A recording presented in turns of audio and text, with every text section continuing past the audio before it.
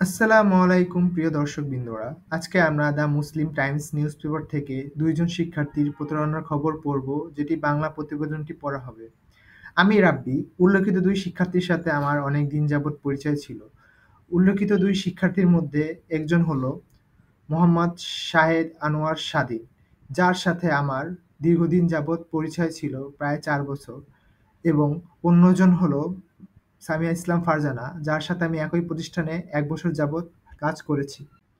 উল্লেখিত এই ঘটনায় আমাদের সকল শিক্ষার্থীবৃন্দ এবং বন্ধুমহল, কর্মচারীবৃন্দ সবাই লজ্জিত।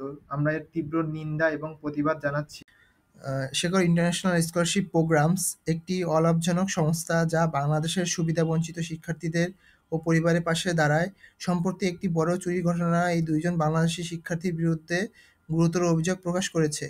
স্কলারশিপপ্রাপ্ত ২ শিক্ষার্থী তিতুমীর সরকারি কলেজের স্নাতক শ্রেণির ছাত্রী সামিয়া ইসলাম ফারজানা এবং আদমজী ক্যান্টনমেন্ট কলেজ স্নাতক শ্রেণির ছাত্র মোহাম্মদ শাহেদ আনোয়ার স্বাধীন সংস্থাটির বিরুদ্ধে পরিকল্পিতভাবে প্রতারণা করেছে, যারা সংস্থাটি এই সহায়তা পড়ালেখা চালিয়ে এসেছে।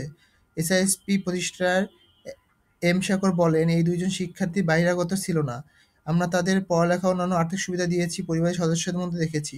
গত ১২ এপ্রিল ২০২৫ সালে তারা পরিকল্পিতভাবে ৳১৮ লাখ টাকার বেশি নগদ অর্থ, ইলেকট্রনিক সামগ্রী চুরি করে এবং সংস্থাটি লুটপাট চালিয়ে এবং সবকিছু মুছে ফেলে পালিয়ে যায়। অভিযুক্তরা এখন পর্যন্ত মুক্তভাবে ঘোরাফেরা বেড়াচ্ছে এবং এর প্রতিষ্ঠাতাকে হুমকি দিচ্ছে।" এসআইএসপি সাংবাদিক ও সমাজকর্মী সকল নাগরিকের প্রতি আহ্বান জানিয়েছে তারা যেন এই বিশ্বাসঘাতককে প্রকাশ করতে সাহায্য করে।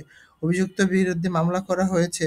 মামলা নাম্বার হলো সিআর 371/2025 দায়ের করা হয়েছে। ধন্যবাদ সবাইকে।